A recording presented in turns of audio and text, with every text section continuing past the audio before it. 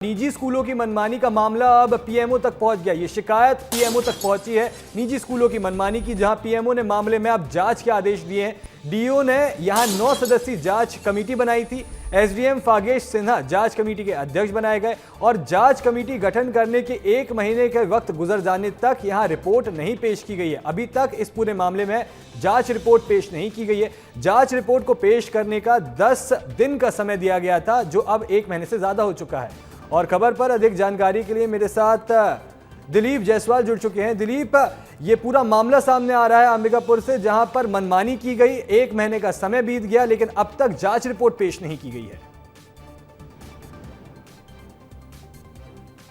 बिल्कुल सही कहा चिरायु आपने। देखिए, प्रधानमंत्री कार्यालय को शिकायत की गई थी इस बात की कि जो सरगुजा के जो प्राइवेट सेक्टर के जो स्कूल हैं मनमानी कर रहे हैं, और अभिभावकों ने इसकी सीधे तौर पर शिकायत की थी। और उसके बाद पीएमओ ने इस पूरे मामले को गंभीरता से लिया और जिला प्रशासन को जांच कराने का आदेश दिया। इस पर जो जिला शिक्षा अधिकारी सरगुजा हैं, उन्होंने जांच का एक टीम बनाया हुआ था, एक कमेटी बनाई हुई थी, जिस कमेटी को 10 दिनों के भीतर जाँच रिपोर्ट देना था। जो अंबिकापुर के एसडीएम है फागेश सिन्हा, उन्हें जाँच कमेटी का अध्यक्ष बनाया गया था। ये कहा गया था कि 10 दिनों के भीतर आप रिपोर्ट तैयार कीजिए और उसको पीएमओ को भेजना है। उसके बाद जो प्राइवेट स्कूल जो मनमानी कर रहे हैं उनके खिलाफ कार्रवाई की जाएगी। लेकिन सबसे हैरानी की बात है कि जिस मामले को पीएमओ ने गंभीरता से लिया, उस मामले को सरगुजा प्रशासन ने गंभीरता से नहीं लिया है। और यही वजह है कि इस तमाम मामले में सवाल उठ रहे हैं प्रशासनिक अधिकारियों पर कि आखिर जो प्राइवेट सेक्टर के स्कूल हैं, आखिर उन्हें तक क्यों छूट दे दिया गया है कि कभी अनावश्यक फीस वसूली की बात आती है, कभी किताबों की जो प्राइवेट सेक्टर के जो किताब हैं उनको पढ़ाने की मजबूरी आ जाती है। अभी हम एक पड़ताल कर रहे हैं, उसमें पता चला है कि